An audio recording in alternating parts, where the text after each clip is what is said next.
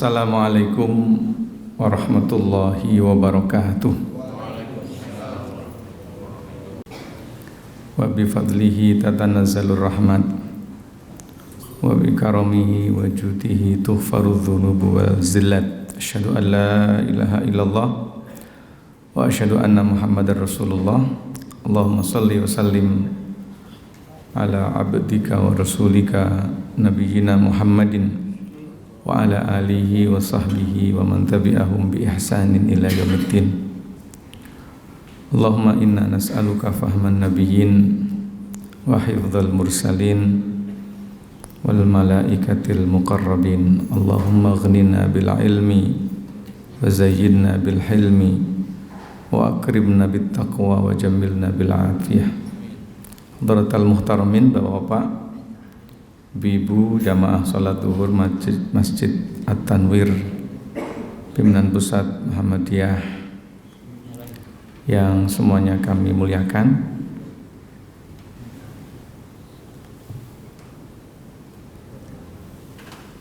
Mobil muqaddimah Ustadzuna yang telah memimpin salat zuhur pada kesempatan siang hari ini. Bapak-bapak, salah satu di antara cara untuk menghibur diri dalam menjalani kehidupan itu adalah membaca kisah-kisah penghuni surga. Paling tidak kalau kita ini ruwet, ada hiburannya. Kalau kita seneng, kita bisa niru. Salah satu di antara ciri penduduk surga yang Allah sebutkan di dalam Al-Quran adalah innal abrara yashrabuna min ka'sin kana mizajuha kafura aynay yashrabu biha ibadullahi yufajjirunaha tafjira yufuna bin nadri.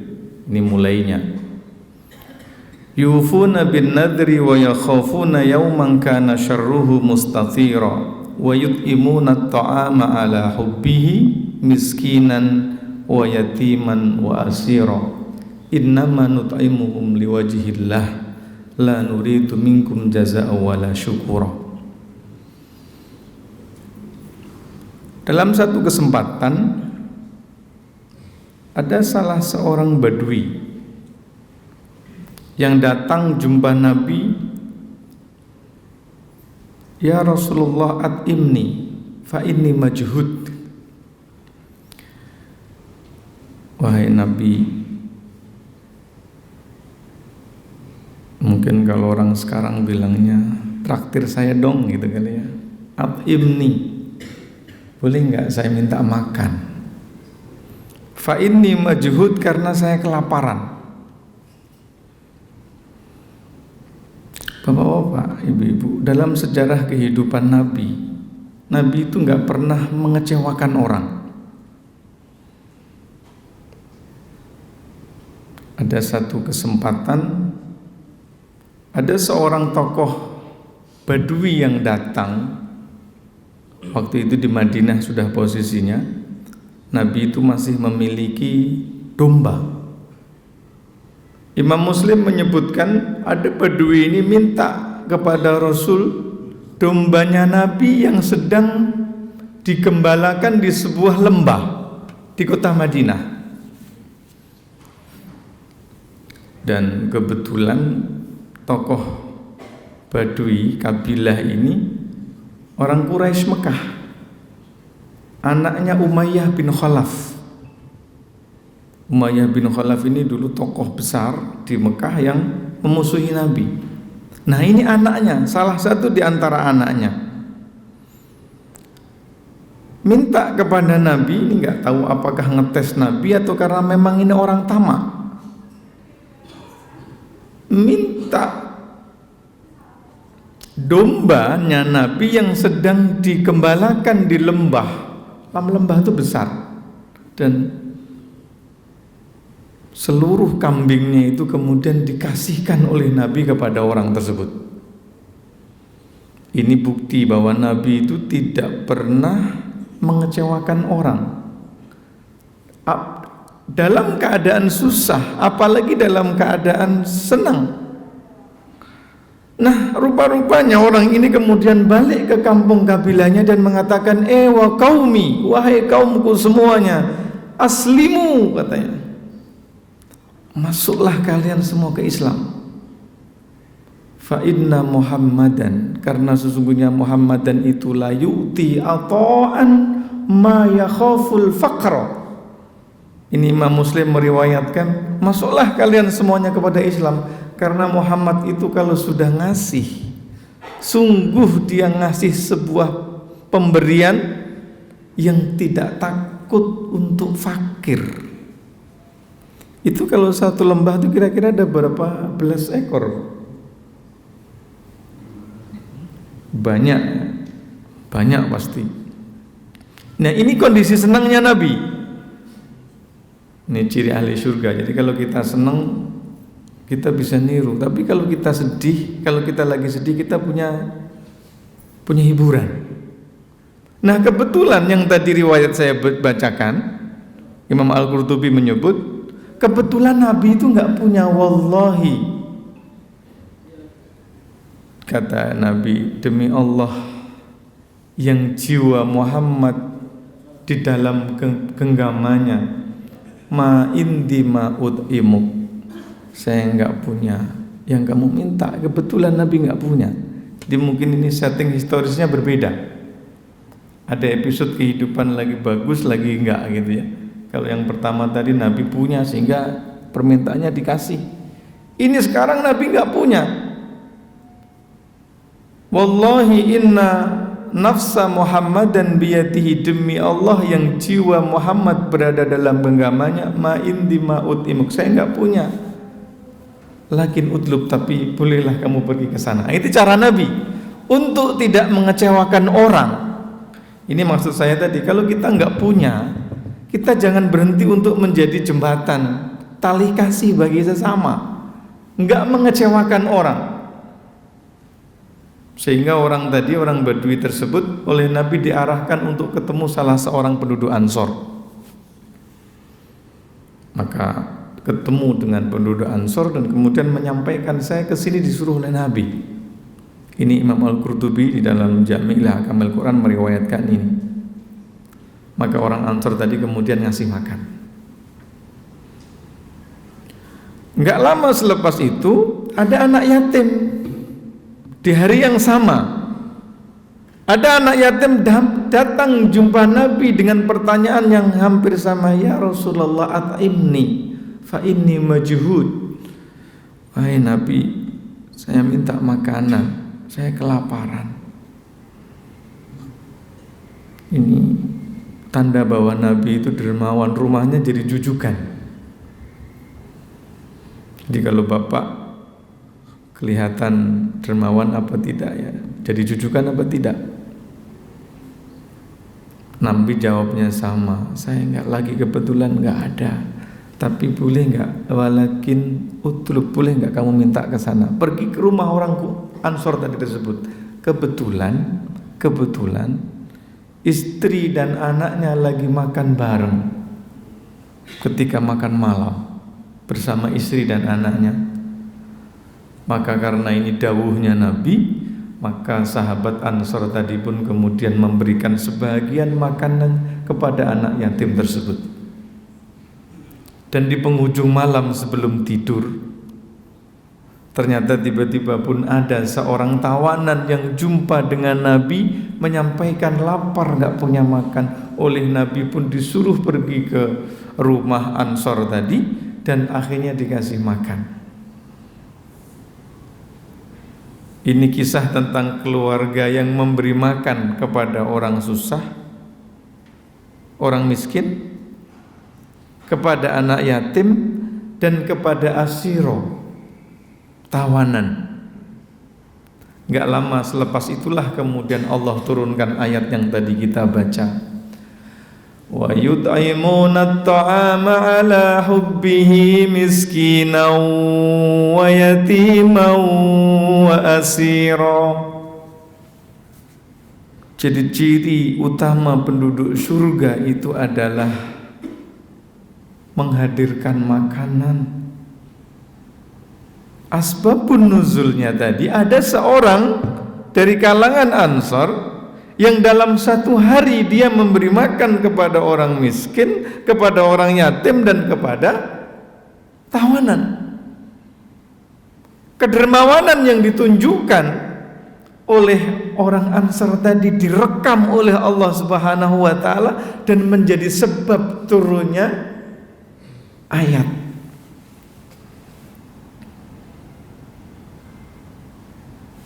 Ini penghibur. Jadi Nabi dalam kondisi susah pun masih tidak mengecewakan orang, memberi laluan dan memfasilitasi orang untuk sambung tali kasihnya. Bapak-bapak, ibu-ibu yang dirahmati Allah Subhanahu wa taala, ini kisah yang menurut kami inspiratif. Ada orang yang masuk Islam, seluruh kabilahnya diajak gara-gara apa yang diinginkan. Ini satu kisah lagi, saya nyampaikan banyak kisah, ini udah 2 kisah. Kisah ini saya dapatkan di dalam kitabnya Hilyatul Aulia, ditulis Imam Al-Isfahani. Imam Al-Asfahani. Kadang dibaca as, kadang dibaca if. Asfahani atau Isfahan. Nah, dari Isfahan, memang kampungnya Isfahan. Ya. Imam Al-Laits. Imam Al-Laits itu sebetulnya seorang alim. Kata Imam Syafi'i, sesungguhnya Imam Al-Laits itu lebih cerdas, lebih faqih berbanding dengan Imam Malik. Cuman bedanya kalau Imam Malik itu murid-muridnya itu setelah Imam Malik nggak ada, fikihnya itu dikodifikasi dan kemudian di scale up. Kalau Imam Al-Laits itu enggak. Dan kebetulan Imam Al-Laits itu orang kaya. Jadi bapak-bapak kalau melihat ada ulama kaya itu ya jangan heran. Sama seperti jangan heran juga kalau ada ulama miskin itu ya jangan heran. Cuman kira-kira banyakkan mana persentasenya? Guru yang miskin apa guru yang kaya? Imam Al-Laits ini gurunya Imam Syafi'i ini. Ketika di Mesir, dikisahkan bahwa penghasilan omsetnya Imam Al-Laits itu sebanyak 200.000 dinar. 1 dinarnya 4,25 gram. 1 gramnya sekarang katanya 1,5 juta. Betul? Emas 1 gram. Jadi kalau bapak-bapak Mas Sujiono beratnya 80 kilo, berapa uangnya itu? 200 apa tadi? 200 dinar.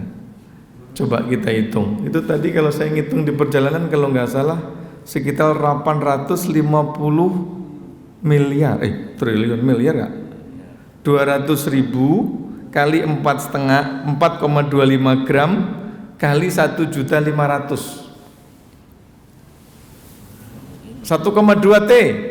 Kalau 1 juta 1 gramnya 850 miliar. Tapi kalau ngitungnya per gramnya 1,5 berarti kita sekitar 1,2 triliun. Ada ulama ahli fikih gurunya Imam Syafi'i, tetapi penghasilannya sebanyak itu. Komisaris menang apa kalah? Komisaris kalah. Tapi kalau 100 juta per bulan 1,2 baru M itu ya, baru M. Menariknya Imam Al-Laits ini ternyata nggak pernah berzakat.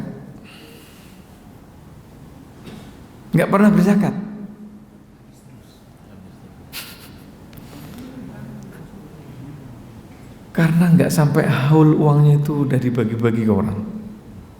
Disebutkan ada orang datang sekali ngasih itu bisa 500 dinar, sekali ngasih bisa 1000 dinar. Nggak pernah ngasih 100 gitu, nggak pernah.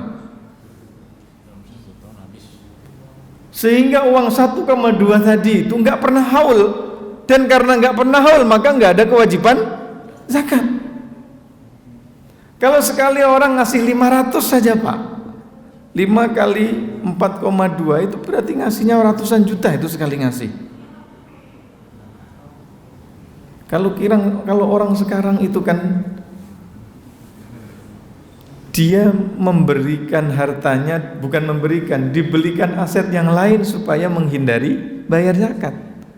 Ya, kalau kita punya emas misalkan 100 gram, di bulan 12 dijual yang 10 gramnya. Yang dijual berapa misalkan 20 gramnya, sehingga nggak sampai nisab, sehingga membebaskan dari bayar zakat. Jadi ada orang yang memiliki karakter ahli surga yang dia ini udah nggak hitung-hitungan. Imam Al-Laits kayak begitu, salah satu contohnya. Ya kalau orang punya uang, dan yang kedua menariknya Imam Al-Laits ini ternyata dia nggak makan kecuali dibarengi sama orang fakir dan miskin. Jadi ada yang orang itu sibuk berbagi, sementara kalau kita sibuk mencari. Jadi kalau seandainya kita boleh doa, kira-kira gimana doanya? Ya Allah, kalau seandainya saya ini sibuk, jadi kalau seandainya saya ini lelah, maka jadikan saya lelah dalam berbagi, bukan lelah dalam mencari. Nah itu munajatnya boleh usulan. Imam Al-Laits. Nah, tapi di ujung ayat tadi Allah mengatakan innama nut'imukum liwajhillah la nuridu minkum jazaa'a wala syukura. Jadi ngasihnya itu betul-betul tulus, lebih susah lagi ini. Nah, kita kalau mau ngasih kan hitung-hitungan, apalagi yang 5 tahunan itu pasti ada hitung-hitungannya. Ya, bikin ini, bikin itu, bikin ini, bikin itu. Itu ada hitung-hitungannya. Sekarang lagi ada program bagus kan itu, makan gizi gratis. Mudah-mudahan sukses. Yang punya inisiatif juga ikhlas ya. Mudah-mudahan ini di ahli surga jadinya kan. Jadi berbagi dengan cara kayak begitu pun susah nyari kayak begitu. Tapi ada nggak orang yang kayak begini? Ada Pak. Saya punya jamaah di daerah Cikarang. Bisnisnya itu dulu awalnya kecil,